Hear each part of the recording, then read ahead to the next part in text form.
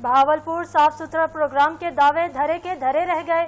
जिला इंतजामिया की अदम दिलचस्पी और महकमा वासा की नाअहली की वजह से पूरा शहर खास तौर पर मॉडल टाउन सी का W ब्लॉक और V ब्लॉक लालशाह डिस्पोजल का मेन पाइपलाइन फटने से गंदे पानी की लपेट में आ चुका है। इंतजामिया के बेहिसी ने शहरियों का जीना दोभर कर दिया। इसी पर देखते हैं राना अनवार इलाही की ये रिपोर्ट। बहावलपुर के पोश एरिया माल्टन सी के W ब्लॉक में वासा की नाअहली का मंजर। लाल शाह डिस्पोजल का मेन पाइप फट गया।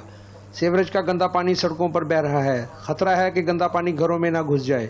बदबू से सांस मुहाल, मच्छरों का राज, डेंगू और मलेरिया फैलने का खतरा। जेरे जमीन पानी आलूदा, वाटर सप्लाई मुतासर। झुग्गी मकीन आज झुग्गियां छोड़ने पर मजबूर।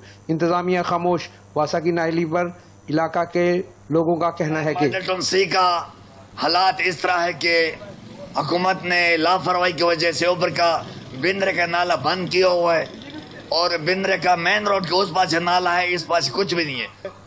ताफुन वाला गंदा पानी पूरे भावलपुर का जो सीवरेज है वो इस टाइम माल्टन सी ब्लॉक भी इस टाइम फुल हो चुका है और यह आस्ता आस्ता ब्लॉक W की तरफ ट्रैवल कर रहा है और कहाँ ट्रैवल करता है कोई समझ नहीं आती और अब तक इंतजामिया की तरफ से एक बंदा भी यहाँ पे नहीं आया। माल्टन सी बहावलपुर का पोश इलाका इस वक्त गलाजत का ढेर बन चुका है। गंदे पानी की वजह से लोग परेशान हैं और गंदा पानी अगर इसी रफ्तार से आता रहा तो ये लोगों के घरों में घुस जाएगा। कैमरामैन टीम के साथ राना अनवार इलाही, 7 न्यूज़ बहावलपुर।